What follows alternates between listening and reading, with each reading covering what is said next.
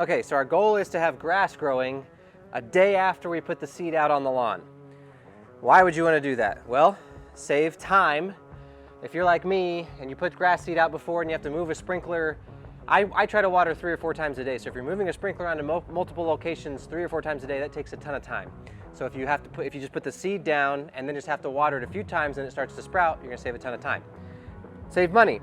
Another reason to save water. So the process I just described, pre-germinating the seed, uses a lot less water because we're germinating the seed in these buckets instead of germinating it out on the lawn where you're putting the sprinkler on basically all day long. At least that's how I've done it in the past because I have to move the sprinkler around a bunch of times. That also leads to saving money because you're not having to use as much water. But also your seed has a much higher germination rate when you do it this way. You do it in these buckets because then all the seed stays way more wet than when you're just watering it with a sprinkler out on the lawn. So a much higher percentage of the seed is going to germinate, which helps you save money because you don't have to buy as much seed, but it also helps your lawn look a whole lot better because more of the seed germinates and more of the lawn turns green. Here's another little gem for you. Pre-germinating the seed in the buckets will help you avoid a rain washout. So I've had that happen to me. I think anybody who's done a seed project has probably had unexpected rain or more rain than they expected during the time when they're trying to germinate the seed. And that rain will wash it into piles or completely wash it off. And that is obviously not good. So if you can put the seed out on the lawn and make it start germinating right away, it's going to start putting down roots and will be much less likely to get washed out by an unexpected rain. A couple different ways to do this. I'm using the 2-bucket system. And either way, you need paint strainers. So these are 5-gallon bucket paint strainers. You find them in the paint aisle. I got mine at Lowe's, as you can see, where I also got the buckets. But the paint strainers go down into the bucket. With the 2-bucket system, you drill holes in the bottom of half of your buckets. Put the paint strainers in those buckets that have the holes in them. So that is so the water can drain out because we don't want to keep the seed submerged in water the entire time. So when we pull the buckets out, the water can drain through those holes that you just drilled. The other option being if you just took a paint strainer, filled it with seed, and then tied it off on top to where you can't fill it up all the way because you need extra slack to be able to like zip tie it or something at the top. You could just use a normal bucket, put your seed down into that bucket full of water and put like a brick or a rock or something on top to hold it down under, and then just get it wet and dunk it each time, like the process I'm going to describe to you here in a minute. So that's another option. You don't necessarily have to use the 2-bucket system. By the way, this whole system was explained to me and taught to me a few years ago by a guy named Spin Martin. Spin Martin, I've talked about him tons of times. If you've been around the channel and been following for very long, you've heard me talk about Spin Martin multiple times. But Spin Martin, he has been a professional turf guy for a while now. His resume is pretty impressive. Worked with Indianapolis Colts. He's worked with the Super Bowl turf crew. I think it was like 15 years on the Super Bowl turf crew, hand in hand with George Toma. And they have come up with lots of different tricks like this over the years. And this is something that he described to me. I have managed to screw it up multiple times over the last 3 years. This year was no different. But I'm going to help you avoid the pitfalls, avoid the mistakes that I made, because as we go through this process, I'm going to point out each of those mistakes to you so that you can do it better. But thank you, Spin, for always being a mentor to me and being ready to answer questions whenever I have them. But Spin, he runs a couple different channels. So I think it's Instagram, maybe a bunch of different social media platforms. Look for ProTurfTalks, and I'll make sure that they're linked in the description so you can go in there and you can find Spin and ProTurfTalks. He's all about helping people, helping the turf industry grow by sharing the knowledge that he and other people have gained just by experimenting over the years instead of keeping all those secrets to themselves, which is super cool. I think that as far as any industry, helping to grow your industry, you have to share the knowledge, right? In medicine, that's been a thing for a long, long time, but in turf, they've kind of kept those secrets, but Spin wants to change that. He wants to help everybody out by giving advice. Go check out ProTurfTalks. All right, so the first mistake of mine, the first pitfall to avoid is putting too much seed into each bucket. So I have done that before.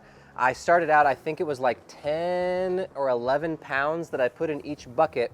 What you have to pay attention to is that this seed, when you get it wet, is going to expand. So when I did that, when I put 10 or 11 pounds per bucket, and then I got it wet, bucket, let me show you, the seed got wet in here and expanded, and the seed that was above this level, because when you fill this up with water, this bottom bucket is going to fill up, the seed that was above that level did not get wet.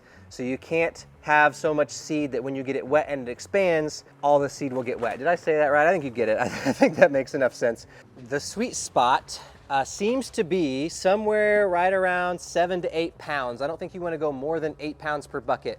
Last time, I think that's about what we ended at, like again, a couple weeks ago when I did this, 8 pounds per bucket. Was still getting all the seed wet. This is about 6 pounds per bucket, and that will just very easily get wet. And if you were doing the one bucket system where you were just tying up the bag, you wouldn't want to do a whole lot more than that, see, because especially if that expands, it might fill in this space. If you're trying to tie off the top, you wouldn't have a ton of extra slack. 6, maybe 7 pounds, we could say, because we're right in between there. 7 pounds per bag or per bucket might be the sweet spot for a 5-gallon paint strainer. So this is 365 SS Kentucky Bluegrass seed. I'm going for a blue Bermuda things here. So I have done this the last 3 years. This is the 3rd year.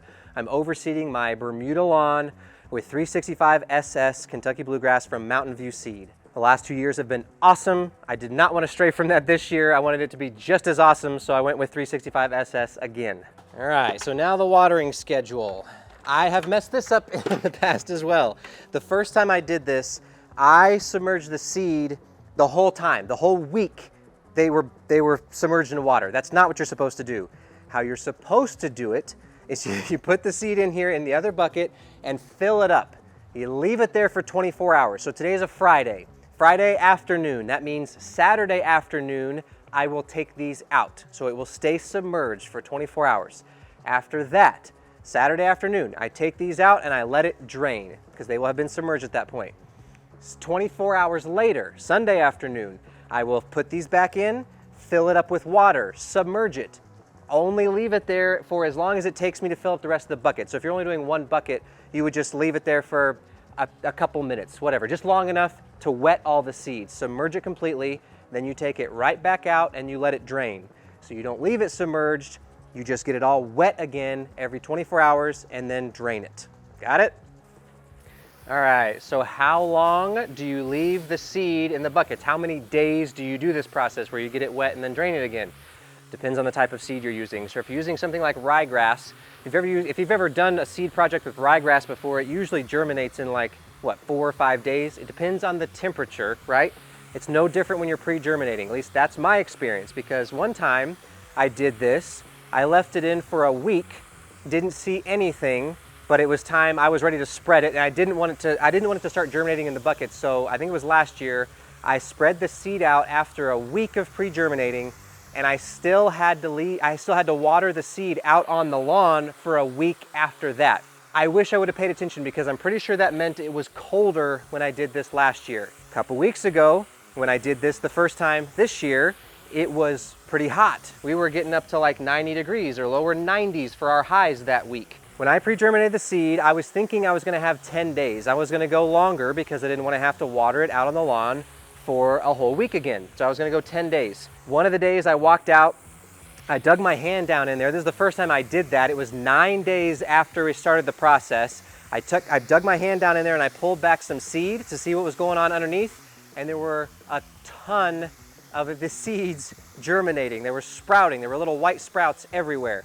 And I luckily had enough time, kind of. I didn't have time to execute the way that I wanted to, but had time to go out and throw out the seed that day, because I was like, this can't stay in here very long. All that seed's gonna germinate and it's gonna grow into that paint strainer and just be a mess to get out of here. So I went and threw it out that day. So that was 9 days when the temperatures are pretty high.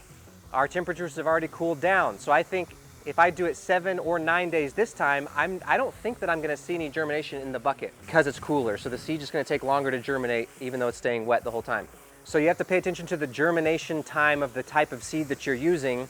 Even doing something like this, Spin had told me at one point, doing this for 24 hours, like just doing the first step and then spreading your seed, it would germinate faster, it would have a higher germination rate just because you're kind of starting off on the right foot.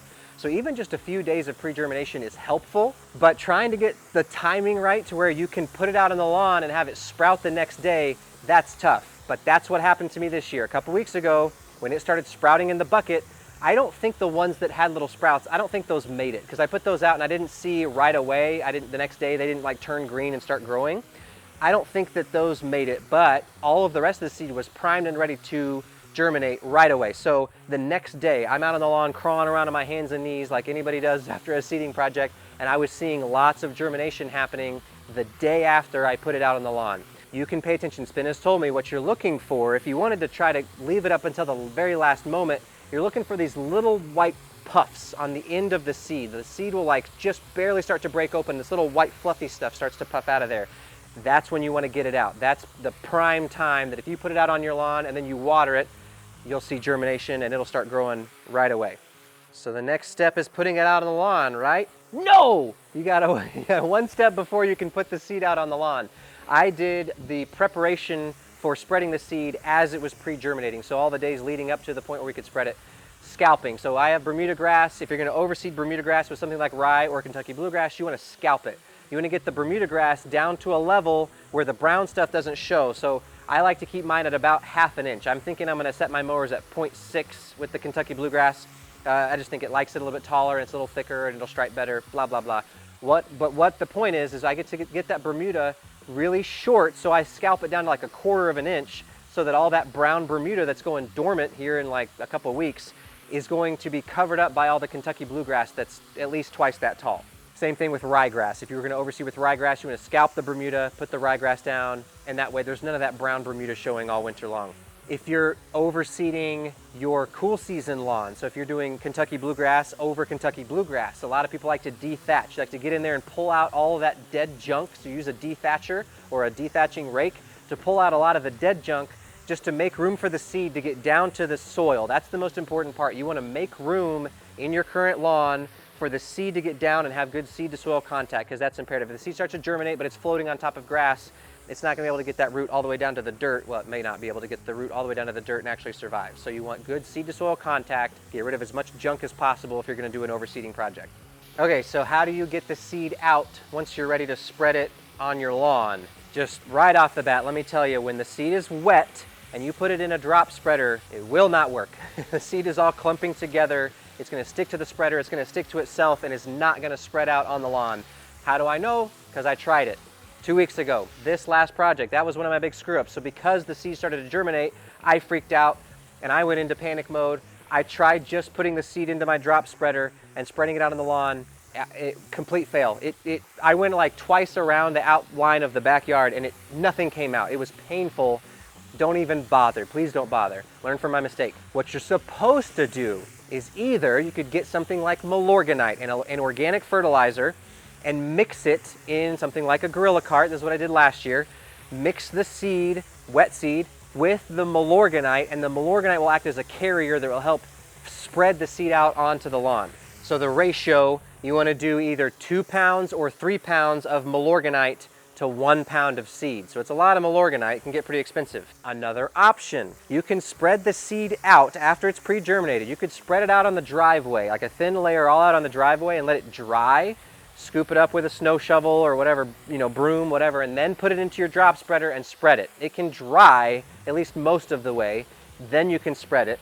Or you could put it on something like a tarp. You could put a tarp out, spread it out, let it dry out just enough to be able to put it in your drop spreader and spread it. So that's another option that Spin told me about as well. So what happened to me when the seed started germinating in the bucket and I freaked out and I tried the drop spreader and it didn't work? I literally took the bags out of here and went by hand and threw the seed out as evenly as I possibly could. There's no way that I got it perfectly even. There's no way I got it as even as a drop spreader would have, but at that point I didn't have any options. I had to get it out. I had a birthday party to go to that night and I had to get it out on the lawn. And I said, the drop spreader is going to take way too long. I've just got to get this done. So I spread my buckets out across my lawn about evenly, and then I just spread the seed out evenly in those areas. Like I threw out that, I knew that that bucket needed to cover that much area, and so that's how I did. I threw it out and kind of sling it, kind of like you would sand out of a shovel if you're top dressing, and try to fling it out to where it spreads out as evenly as possible. But that's another reason, here's a pro tip for you, another reason why I like to have some seed in reserve. Some seed that after I see what germinates and bare spots and places I missed completely, I can go back and I can fill in those bare spots with some of the seed that I kept on purpose just for that reason. All right, so then after you have your seed out on the lawn, you still have to water it. So I try, when I'm doing any seeding project, I try to water 4 times a day, like morning, starting 11 o'clock or noon, once in the afternoon, especially if it's hot. And I don't want the water to evaporate too much, so when it gets really hot in the afternoon, doing another one in the afternoon, and then right before it gets dark so that it stays wet all night long. So you still have to water after the seed is out on the lawn, and I did that for, like I said, it was like one day I watered 4 times that next day. I got down and I saw germination. So I keep going just to make sure that as much seed as possible has been germinated.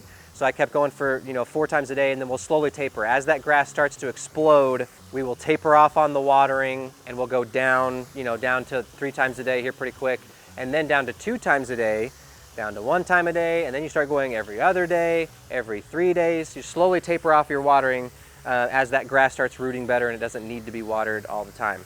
So rain is kind of a wild card. Your first inclination might be that rain would be a really good thing right after you put seed down. If it rains hard, your seed will get washed into piles, washed off the lawn completely. Just ask Justin, the lawn whisperer. Rain can be a very bad thing for a seeding project. If it's a light rain, obviously, that's awesome. But that's really hard to predict. How are you going to predict whether it's going to be a light rain or a heavy rain? That's tough. So usually the recommendation is to say, don't do it right before it's going to rain, even though that feels like it'd be helpful. They say, you like to control the water, so don't put your seed out right before it's about to rain. So like I said, I've made lots of mistakes with this pre-germination process, but who better to learn from than, right? Me, I can tell you all the ways to do it wrong so that hopefully you can avoid the same mistakes and you can get it done right the first time, or at least close to right. I don't know that any project will ever go perfect because this is my 3rd time and I'm still making mistakes, but I think that's kind of like life in general. You can have everything prepared and think you're going to do something perfectly. There's always a wrench, right? A wrench that gets thrown into the engine or the operation, and it's not going to work out perfectly.